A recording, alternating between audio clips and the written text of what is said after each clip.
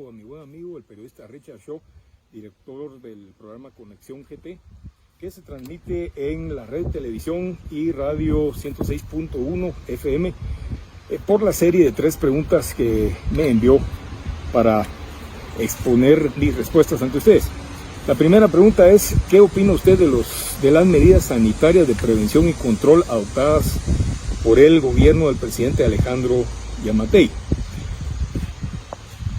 Prevención y control son 2 cosas totalmente diferentes. Las medidas de prevención son las que se hacen a solicitud del gobierno de la República. Por ejemplo, el aislarnos socialmente con nuestro entorno es una medida, creo yo, totalmente pertinente. El mantenernos aislados con nuestras familias de las demás personas para evitar contagios. Las medidas que ha sugerido también el gobierno de la República en cuanto a lo que tenemos que hacer en caso de que tengamos que salir de nuestro hogar: mantener la distancia, usar una mascarilla, usar guantes, usar alcohol, lavarnos las manos con frecuencia, lavarnos las manos al regresar a nuestra casa, etc. Tanto las medidas de prevención como de control las considero absolutamente pertinentes. Ahora, las medidas de control son una cosa totalmente distinta de las de prevención. Por ejemplo, el toque de queda a partir de las 4 de la tarde. Eso no lo hacemos nosotros de una forma opcional, como por ejemplo el aislarnos socialmente. No, esa es una orden. Y si nosotros no la cumplimos, vamos a parar a la cárcel. Lo cual yo aplaudo, porque tiene la intención de evitar que se propague la enfermedad en caso de que nosotros estemos infectados. Y definitivamente eso es pertinente.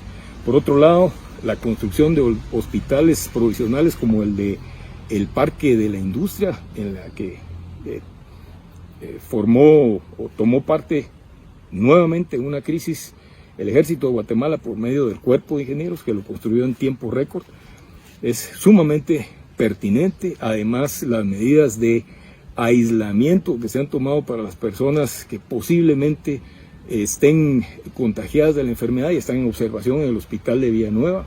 Yo definitivamente aplaudo la forma en la que el presidente de la República y el organismo ejecutivo en pleno está trabajando en ese sentido.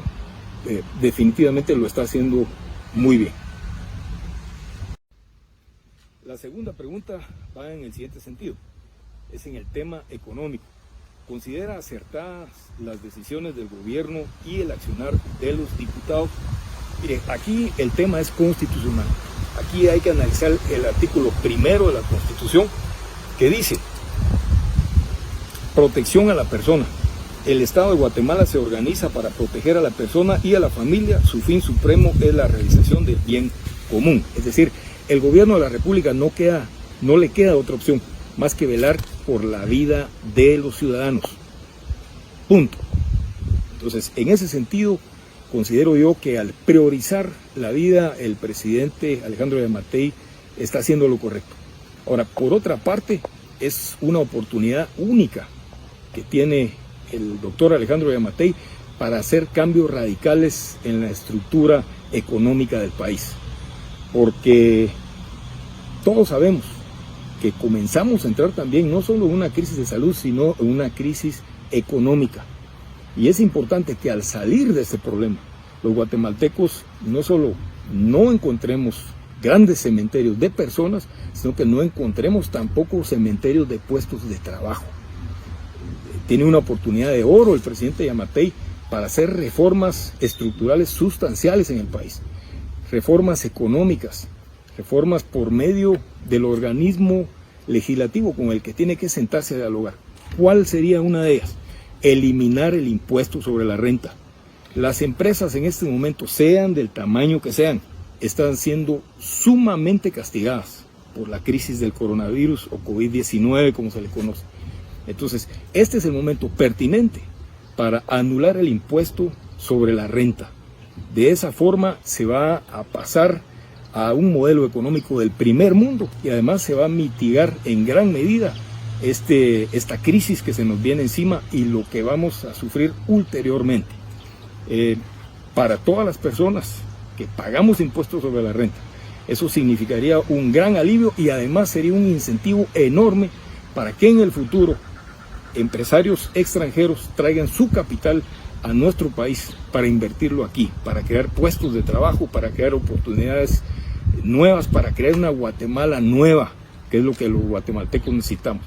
En cuanto a que si es pertinente o no la asistencia por medio de bonos o alimentos, yo creo que va a llegar un momento en el que sí se va a hacer imperativo en esta oportunidad. Yo siempre he sido contrario a la subsidiariedad del Estado, siempre he sido un enemigo radical de ese tema, pero en medio de una emergencia nacional, aquí va a haber gente ya dentro de poco tiempo que no va a tener que comer, y definitivamente el gobierno de la República va a tener que tomar cartas en el asunto para poder abastecer de alimentos a estas personas.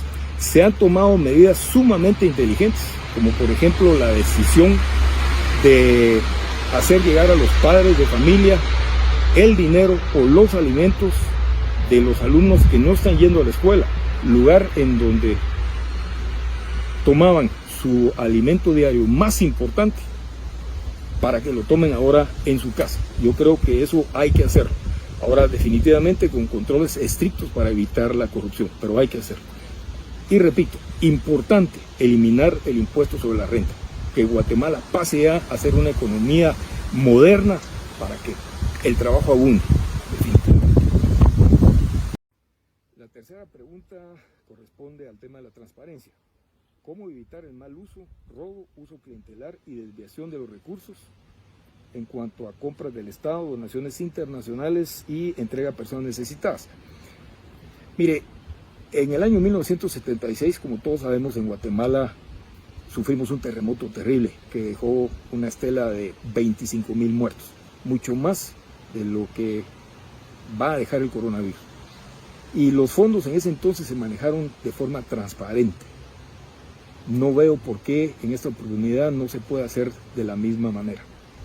Tienen que ejercerse sistemas de control sumamente estrictos por parte de la Contraloría General de Cuentas de la Nación, por parte del Ministerio Público, y tiene que recordar el presidente de la República que cuenta con el instrumento valiosísimo de la figura del Procurador General de la Nación, es decir, el abogado del Estado, quien puede enderezar denuncias penales incluso en caso de que se sospeche de mal manejo de fondos al respecto del tema de la crisis del coronavirus.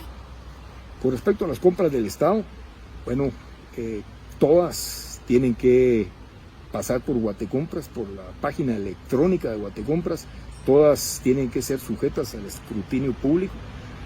Veo yo sumamente difícil por ese lado que pueda haber corrupción. Por otro lado, la prensa y la ciudadanía tienen que estar con ojo avisor al respecto de ese tema, tiene que ser un fiscalizador permanente. Además, tenemos que estar conscientes del mal uso que muchas ONGs han hecho del dinero que reciben del extranjero. Esta es una oportunidad en la que tiene que monitorearse qué organizaciones reciben dinero de afuera y cómo lo manejan, porque no es justo que se siga manejando por parte de algunas, que no todas las ONGs, de mala manera esos recursos. Por otra parte, la entrega a personas necesitadas.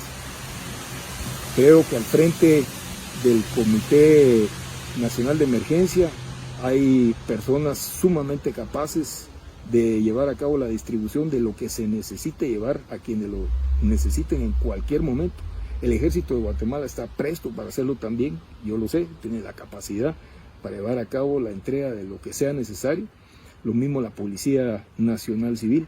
Entonces, definitivamente deben ejercerse funciones de monitoreo contra la corrupción, y debe castigarse la corrupción con todo el peso de la ley, con toda la severidad, contra una persona que esté robando un solo centavo o un solo objeto que esté destinado para alguien que lo necesite por la crisis del coronavirus.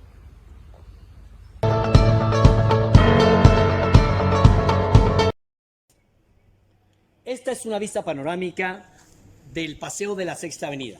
Comercios cerrados y cero movimiento.